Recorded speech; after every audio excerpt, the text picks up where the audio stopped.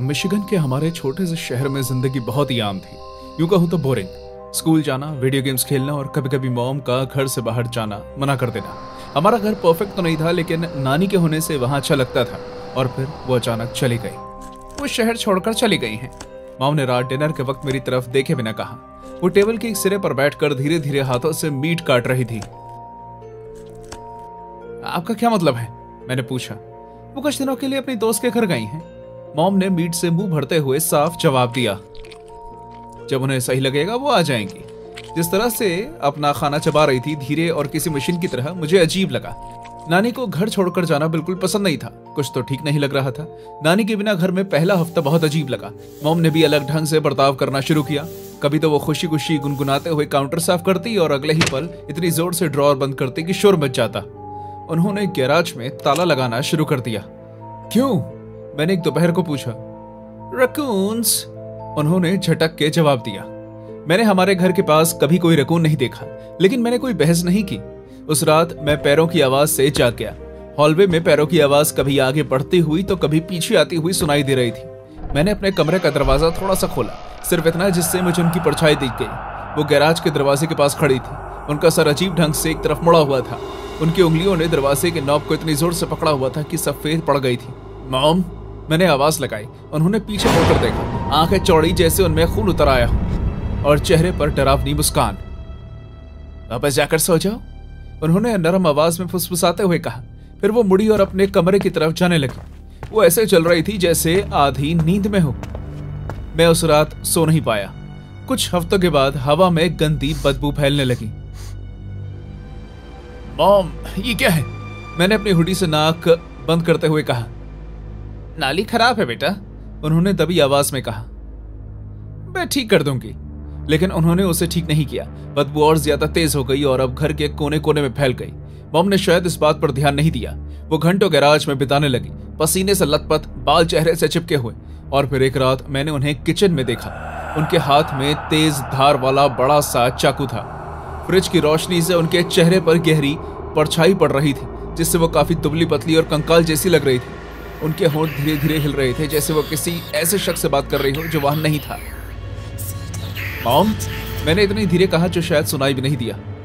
उन्होंने धीरे से अपना सर घुमाकर मेरी तरफ देखा। हल्की रोशनी में उनकी आंखें टिमटिमा रही थी। तुम अभी तक जाग क्यों रहे हो? उन्होंने मुझसे पूछा। उनकी आवाज काफी हल्की थी, जैसे गले से निकली ही ना हो। मुझे बस प्यास लगी थी। वो काफी देर तक मुझे देखती रही और फिर मुस्कुराई। उनके दांत पीले थे और होंठ फटे हुए। जाकर सो जाओ, उन्होंने मुझसे कहा। मैंने उनसे कोई बहस नहीं की। जिस रात मैंने गैराज खोला, मुझे लगा कि आज मैं मर जाऊंगा। मॉम बाहर गई हुई थी और बदबू बर्दाश्त से बाहर थी। मेरी मॉम को लगता था कि मैं इस बारे में नहीं जानता, लेकिन मैंने घर में रखी एक्स्ट्रा चाबी उठाई और गैराज का दरवाजा खोला। जैसे दरवाजा खुला, अंदर की बदबू किसी लहर की तरह मेरी नाक में घुसी। मुझे सांस लेने में तकलीफ हुई। मैंने अपनी शर्ट की बाजू से अपनी नाक बंद कर ली और मेरी आंखों में पानी भर आया। बल्ब की लाइट टिमटिमा रही थी, जिससे कमरे में रखे सामान पर अजीब परछाइयां बन रही थी। दीवार पर कुछ औजार टंगे हुए थे। कोने में डब्बे भरे हुए थे, लेकिन मेरी नजर तरपाल पर पड़ी। वो कोने में कहीं दूर इकट्ठा होकर रखा हुआ था, कंक्रीट के फर्श पर किसी चीज से भीगा हुआ। जब मैंने उसे खींचा तो मेरे हाथ कांप गए। उसके नीचे मेरी नानी का बेजान शरीर था। उनकी आंखें मुझे घूर रही थी। उनका झुर्रियों से भरा मुंह खुला हुआ था। उनका शरीर भयंकर चोटों से भरा हुआ था और उनके शरीर के अंग किसी गुड़िया की तरह मुड़े हुए थे। उनके सड़ते हुए मांस के चारों ओर मक्खियां भिनभिना रही थी। मेरे पेट में हलचल मच गई और मैंने एक औजार से भरे बक्से से लड़खड़ाते हुए पीछे गिर गया। और फिर मैंने एक आवाज सुनी, सड़क पर टायर की आवाज। अपने कमरे की तरफ भागने से पहले मेरे पास मुश्किल से शरीर को धकेलने का वक्त था। मेरे हाथ इतनी बुरी तरह कांप रहे थे कि मैं अपना फोन भी ठीक से नहीं पकड़ रहा था। 911, आपकी इमरजेंसी क्या है? प्लीज, मैंने फुसफुसाया। अब कौन होगा? मेरी मॉम, उन्होंने मेरी नानी को मार डाला। उनकी लाश गैराज में पड़ी है। प्लीज जल्दी कीजिए। जैसे ही मैंने घर का मेन दरवाजा खुलने की आवाज सुनी, मैंने फोन काट दिया। जॉन, मॉम ने गाते हुए आवाज दी। मैंने अपनी पीठ अपने कमरे के दरवाजे पर छुपा ली और जितना हो सकता था उतना शांत रहने की कोशिश की। उनके पैरों की आवाज मेरे कमरे की तरफ बढ़ती हुई सुनाई देने लगी और फिर दरवाजे पर राकर रुक गए। डोर नॉब घूमा। जॉन, उन्होंने फिर आवाज लगाई। उनकी आवाज दरवाजे के पीछे दबी हुई थी।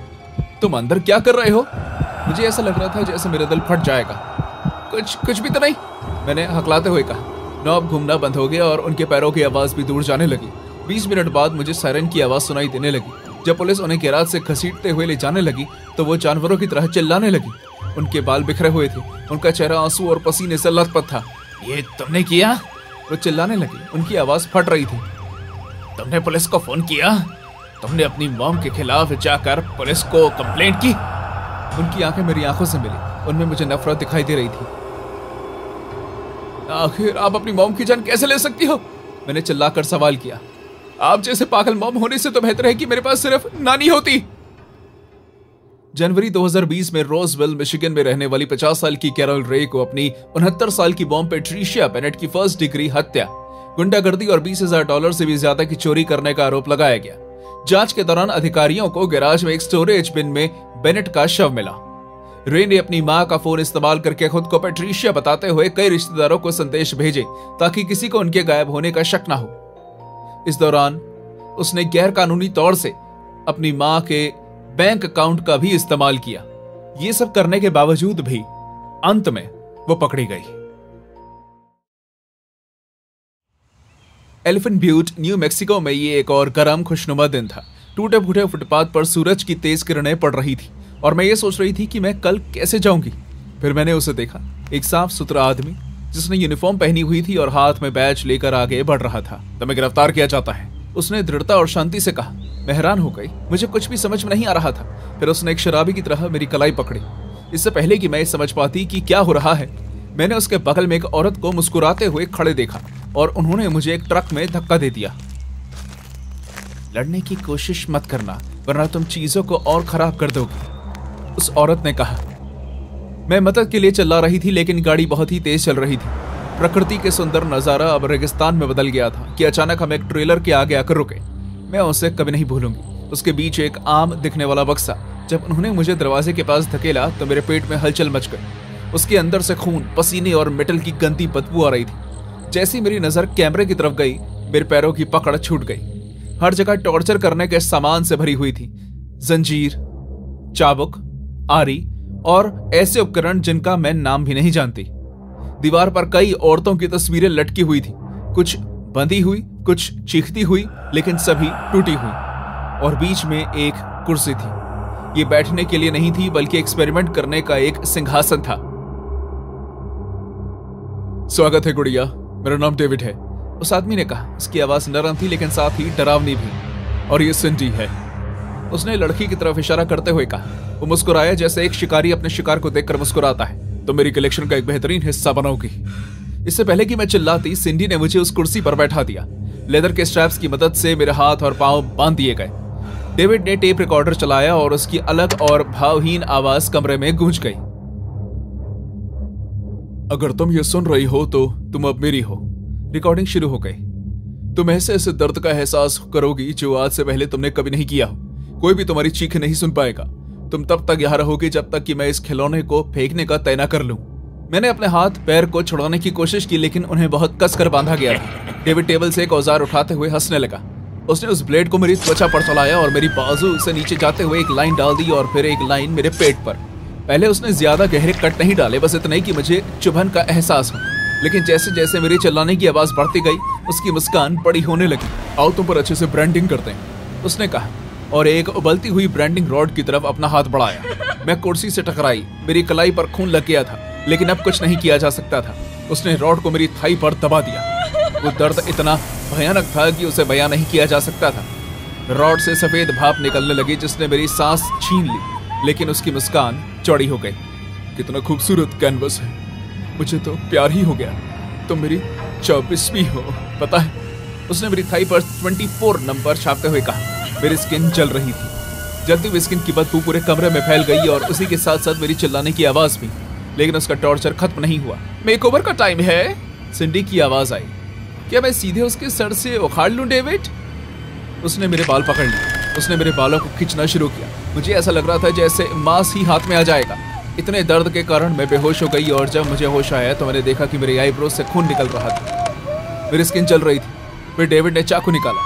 फिर डेविड ने चाकू उठाया और मेरी खुली हुई खोपड़ी पर हल्के हल्के कट मारे। जगह जगह खून बह रहा था। अब तो मुझे ठीक से याद भी नहीं, लेकिन कई घंटों या फिर कई दिनों तक ये सब चलता रहा।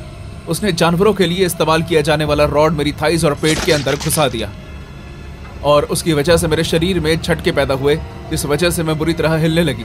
उसके द्वारा लगाए गए क्लैम्प मेरे स्किन को मरोड़ते और खींचते रहते जब तक वो फट ना जाए। मेरी हर चीख उसकी खुशी को बढ़ा देती थी।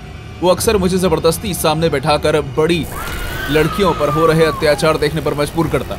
औरतें व्हीलचेयर पर बैठकर रोती हुई पीके चेहरे के साथ अंदर आती। वो उन्हें कसकर बांध देता, उनके शरीर को अजीब ढंग से मोड़ देता, या ऐसे समझिए कि उन्हें तोड़ देता। कमरे में उनकी चीखें मेरी चीखों के साथ मिलती, जिससे चिल्लाने की दर्द भरी आवाजें होने लगती। लेकिन साइकोलॉजिकल टॉर्चर उससे बुरा था। वो शीशा पकड़कर सामने खड़ा हो जाता और मुझे अपनी ही शक्ल देखने पर मजबूर करता, खून से भरा हुआ, चोट खाया हुआ और लगभग पहचानने में मुश्किल। अब तुम कुछ नहीं हो, उसने फुसफुसा कर कहा, खेलने के लिए सिर्फ एक और चीज के अलावा। मैं मरना चाहती थी, इसलिए मैंने बहुत प्रार्थना भी की, लेकिन मेरे अंदर कुछ तो था जो मुझे हार मानने नहीं दे रहा था। मैंने सही वक्त आने का इंतजार किया कि कोई गलती कर दे। सिंडी से वो गलती हो गई। एक दिन वो कुर्सी के पास मेरी पहुंच तक चाबी भूल गई। जब मैं चाबी तक पहुंची तो मेरे हाथ कांप रहे थे। ठंडा मेटल हाथ में पसीने की वजह से फिसल रहा था। मुझे ऐसा लग रहा था जैसे मुझे उस ताले को खोलने में कई जमाने लग गए। मैं भागने लगी। हर एक कदम आगे बढ़ने पर मेरे पैर चिल्ला रहे थे, जैसे मेरे शरीर के सभी घाव खुल रहे हैं और फिर मैंने अपनी गति धीरे नहीं होने दी। मैं उस ट्रेलर से निकलकर रेगिस्तान में भागने लगी। सूरज की रोशनी मुझे अंधा कर रही थी। पीछे से मुझे सिंडी की आवाजें आ रही थी और डेविड के गुस्से भरी आवाज। मैं पास के घर में पहुंची और जोर जोर से दरवाजा खटखटाने लगी, जब तक किसी ने खोला नहीं। घर के मालिक ने जब मुझे देखा तो मेरे चेहरे ने उन्हें सब बता दिया। वो समझ गए कि मेरे साथ कुछ बहुत बुरा हुआ है। पुलिस आई। उनकी गाड़ी के सायरन ने उस रेगिस्तान के सन्नाटे को चीर दिया। डेविड और सिंडी को गिरफ्तार कर लिया गया और उनके कहर के आतंक का अंत हुआ। लेकिन जब उन्हें ले जाया भी जा रहा था, तब भी मैंने इस भयानक चीज का सामना किया था, उसे भुला नहीं पा रही थी। मैं वहां से भागने में कामयाब रही, लेकिन उस टॉय बॉक्स की याद ने कभी मेरा पीछा नहीं छोड़ा। अंधेरे में कभी कभी मुझे आज भी आवाजें सुनाई देती हैं और मुझे उन औरतों के चेहरे नजर आते हैं जो वहां से निकल नहीं पाई। उनकी चीखें मेरे कानों में आज भी गूंजती हैं। Toy box killer David Parker रे एक परपीड़क अपराधी था, जिसने 1980 और 1990 के दशक के दौरान न्यू मैक्सिको में एक साउंड प्रूफ ट्रेलर में महिलाओं का अपहरण, अत्याचार, शोषण किया जाता था, जिससे वो अपना टॉय बॉक्स कहता था। वो ट्रेलर भयानक भयानक औजारों और उपकरणों से भरा हुआ था और उसे खास इस तरह के टॉर्चर करने के लिए बनाया गया था। रे ने उसमें कई महिलाओं की हत्या की, हालांकि इससे संबंधित कोई शव नहीं मिला। उसके इन अपराधों का खुलासा तब हुआ जब एक महिला उसके चंगुल से भाग कर निकली और उसने अधिकारियों को बताया। रे को अपहरण और यातना का दोषी ठहराया गया, लेकिन 24 साल की जेल की सजा काटते समय 2002 में दिल का दौरा पड़ने के कारण उसकी मौत हो गई। उसके इस अपराध में उसका साथ देने वाले साथियों पर कम आरोप लगे। आज जितना मुझे याद है, तब उससे कई ज्यादा ठंड थी। सड़कों पर बर्फ की चादर बिछी हुई थी और हमारे घर की हवा ऐसी लग रही थी जैसे इसमें सर्दी के अलावा कुछ और भी मिला हो। मेरी बहन कैरन और मैं देर रात तक छत पर बैठे रहते और मॉम की बातें करते। उनके जाने के बाद उनकी कमी का एहसास हर रोज होता था और एक रात हमने तय किया कि आज हम कुछ अलग ट्राई करेंगे। पागलपन था वो। हमने मोमबत्तियां जलाई और उनका नाम लेने लगे। कैरन ने कसम खाकर कहा कि उसने कुछ सुना था, हल्की सी हलचल, जैसे किसी के पैरों की आवाज। मैं हंसकर उसकी बात टाल देती हूँ। चूहे होंगे और क्या, मैंने कहा। हमें नहीं लगता था कि कुछ होगा और पहले कुछ हुआ भी नहीं, लेकिन फिर हमें फुसफुसाने की आवाज सुनाई देने लगी। पहले तो वो बहुत ही हल्की थी, जैसे घर में बनी दरारों से हवा के आने की आवाज, लेकिन फिर वो आवाजें तेज होने लगी, जिद्दी। कभी कभी वो किसी की आवाज की तरह लगती, धीमी भरी, जैसे किसी को शब्द बनाने में मुश्किल हो रही हो। कैरन और मैंने डैड को बताया, लेकिन वो सिर्फ हंस पड़े। एक पुराना घर है, उन्होंने कहा। आवाज करती दीवारें, पाइप में चूहे, कोई हैरानगी की बात नहीं है, चिंता मत करो। लेकिन आवाजें रुकी नहीं।